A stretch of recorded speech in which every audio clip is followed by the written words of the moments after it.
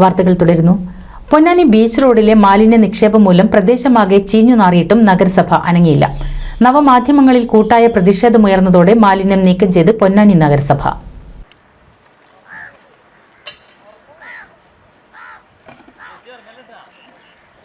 അവധി ദിവസങ്ങളിൽ ആയിരക്കണക്കിന് സഞ്ചാരികളെത്തുന്ന പൊന്നാനി കടൽ തീരം സൗന്ദര്യവൽക്കരിക്കുമെന്ന അധികൃതരുടെ വാഗ്ദാനങ്ങൾക്കിടെ പൊന്നാനി ബീച്ച് റോഡ് മാലിന്യ നിക്ഷേപ കേന്ദ്രമായിട്ടും തിരിഞ്ഞു നോക്കാതിരുന്ന നഗരസഭയാണ് നവമാധ്യമങ്ങളിൽ കൂട്ടായ പ്രതിഷേധം ശക്തമായതോടെ അടിയന്തരമായി മാലിന്യങ്ങൾ നീക്കം ചെയ്തത്.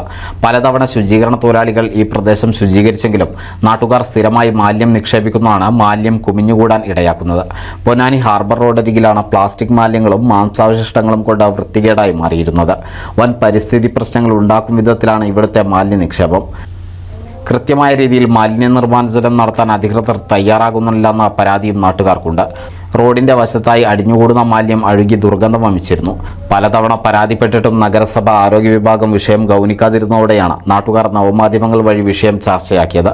ഇതോടെ ശുചീകരണ തൊഴിലാളികളെത്തി പ്രദേശം ശുചീകരിച്ചു. NCV news Ponnani.